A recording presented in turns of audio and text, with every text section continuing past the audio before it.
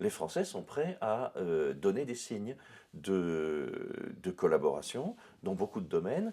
Et manifestement, la persécution des Juifs va devenir un terrain béni de la collaboration. Parce que dans ce domaine-là, les Français sont demandeurs, sont d'accord pour avancer et vont même quelquefois effectivement surenchérir sur ce que demandent les Allemands. Ça va être le cas, par exemple, c'est le cas le plus tragique, c'est celui des enfants du Veldiv, puisque là, les Allemands ne les demandaient pas encore, et que Laval, qui sait qu'en réalité les Allemands veulent beaucoup de mal à beaucoup de Juifs, se livre à une sorte de surenchère en disant, en fait, je sais que vous les voulez sans les demander, bon, et il leur fait donc une offre qu'ils ne peuvent pas refuser, une offre trop belle pour eux, de leur donner les enfants juifs, et donc ils acceptent. C'est-à-dire qu'on va avoir effectivement une sorte de... Alors, ce n'est pas une compétition, une course échevelée en ce sens que les Français ne savent pas où ils vont. Les Allemands, en 1941, ne sont pas encore dans la possibilité du meurtre de masse. Enfin, ils ont commencé le meurtre de masse en Pologne, dans certains endroits, mais ils n'ont pas encore l'installation industrielle du meurtre de masse. Ça commencera seulement fin 1941 avec l'expérimentation des gaz. Bon. Mais ils ne savent pas exactement où ils veulent arriver. Mais de toute évidence, ils préparent un sort terrible à la communauté juive. Les Français ne préparent pas l'assassinat de la communauté juive en principe, mais ils préparent l'exclusion, la spoliation, et au fond, ils vont perdre de toute façon l'État français, l'État de Vichy, surtout après la rafle du Veldiv, va perdre le contrôle de la persécution. Concrètement, ils vont passer le contrôle de la politique anti-juive ou bien aux Allemands eux-mêmes, aux nazis eux-mêmes, ou bien à des gens qui collaborent tellement qu'il n'y a plus de différence entre eux et les nazis. Donc ils perdent leur autonomie en quelque sorte, Vichy. Ce qui est d'ailleurs très intéressant à étudier parce que pendant un temps, les acteurs de Vichy ont affirmé qu'il fallait mener la persécution des Juifs par les moyens français pour sauvegarder une prétendue souveraineté française. Souveraineté qui consiste à persécuter une population d'ailleurs. Mais enfin bon, mais au-delà de ça, on voit qu'ils essaient de tenir un discours cohérent. Or, en fait, ils vont complètement abdiquer, même dans ce domaine-là. C'est-à-dire cette tentative est, d'une part, persécutrice et donc criminelle en ce sens, mais elle est dérisoire politiquement aussi, puisque en fait, ça va très vite aboutir à un échec, et ils vont simplement être au service des Allemands, en l'occurrence.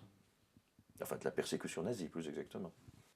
Réfléchissez-y, arrêter des Juifs pour les concentrer dans un endroit et les retirer du travail, c'est tout à fait contradictoire avec ce qu'ils souhaitent, puisqu'en principe, ce qu'ils voudraient démontrer, c'est que les Juifs ne travaillent pas. Or là, tous ces gens-là, tous les gens arrêtés à 95% peuvent être définis comme ceux qu'on appellerait des travailleurs. Bon.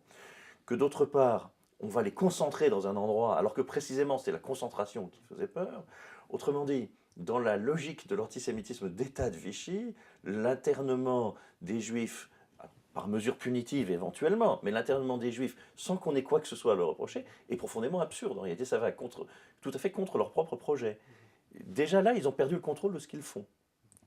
Ensuite, ils se trouvent très vite devant des problèmes tout à fait invraisemblables. Un bon exemple, c'est qu'on n'a rien à reprocher à ces gens qui sont arrêtés puis internés. On voit dans les archives les gendarmes et les fonctionnaires de la préfecture du Loiret être très perplexes devant le fait de priver de liberté et de traiter comme des prisonniers ou des délinquants ou des suspects des gens à qui on n'a strictement rien à reprocher. Et du coup, les fonctionnaires d'exécution, c'est-à-dire par exemple les chefs de camp ou bien les chefs des gendarmes qui commandent les unités dans les camps, se disent au fond on devrait chercher comment, par exemple, les libérer. Et ils mettent en place une politique, on va dire, de libération pour les plus méritants. Alors ils cherchent quels seraient les critères de mérite. Alors par exemple, il y a les anciens combattants. Ça paraît assez logique. Sauf que, rendez-vous compte à quel point c'est absurde. Les Français sont en train d'interner des Juifs parce que c'est le désir des Allemands, et les Allemands vont apprendre dans l'été 1941 que les Français sont en train de libérer des Juifs parce qu'ils ont combattu les Allemands. Vous imaginez que dès que le Feldkommandant d'Orléans apprend ça, il pousse une colère noire et qu'il interdit la libération pour ce motif. Libérer des Juifs parce qu'ils se sont battus contre les Allemands lui devient évidemment intolérable. Mais qu'est-ce que ça nous montre? Ils ne savent pas où ils vont. C'est le désordre complet. Ils sont... la logique principale, c'est qu'il faut persécuter. En fait, il faut persécuter et il faut collaborer. Du coup, on a l'impression d'une machine qui effectivement n'a pas de sens. En ce sens, la poursuite échevelée, oui, c'est la poursuite échevelée, c'est la marche délirante vers le crime, en fait.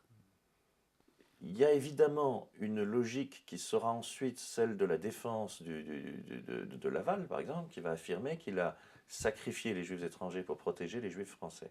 En réalité, les choses sont beaucoup plus compliquées, puisqu'il va y avoir plus de 25 000 juifs français qui vont être assassinés, donc son discours est démenti par les faits.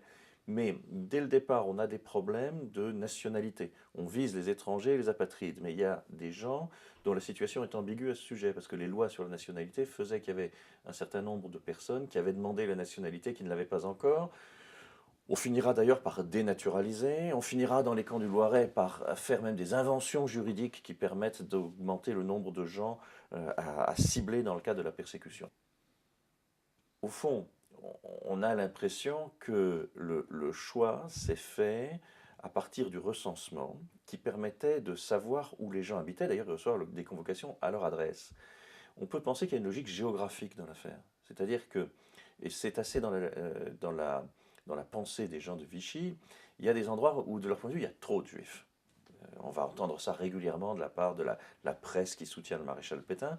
On va avoir trop de juifs dans certains endroits. On va parler de la Côte d'Azur, de la banlieue parisienne, du Marais, par exemple, effectivement. Et donc, ils vont frapper d'abord là où il y a des grosses concentrations. Alors effectivement, beaucoup de gens du Marais, du 11e, des communautés plus ou moins importantes de banlieue. Ce qui d'ailleurs est intéressant, c'est que sur le plan de l'histoire des familles et des individus, c'est que évidemment, à partir du moment où les rafles vont frapper beaucoup là où il y a des concentrations de population juive, les persécutés vont avoir tendance à se diffuser dans tout le territoire. Si bien que les rafles ciblées vont devenir beaucoup plus compliquées à mener ensuite. Celle du Veldiv sera sur les mêmes lieux en réalité, mais parce que maintenant on s'attaque à une nouvelle population, les femmes et les enfants. Et puis ensuite on va avoir la dissémination, si bien que la poursuite va devenir beaucoup plus difficile. On a tendance à dire assez facilement que les Allemands ont renoncé aux grandes rafles appelées la rafle du Veldiv, parce que l'effet sur l'opinion publique a été désastreux. Mais c'est aussi parce que les gens se sont cachés, se sont diffusés, et que donc des rafles massives trop ciblées devenaient moins pratiques. Alors ils vont du coup les multiplier. Alors ici, on est au début du processus. Comme on est au début du processus, on peut attaquer là où il y a des concentrations plus fortes. Ces concentrations sont très simples, elles sont dues aux conditions générales dans l'histoire des migrations. C'est-à-dire que les gens ont tendance à s'installer là où ils ont des repères, des amis, des connaissances, des possibilités de travail. On a des filières de migration qui existent dans toutes les migrations, et donc on a eu des petites concentrations. Ce ne sont pas des concentrations énormes, c'est-à-dire que par exemple, nulle part les juifs étaient majoritaires en France dans un quartier, mais on a des filières qui aboutissent à des concentrations. Donc ils ont frappé là au départ.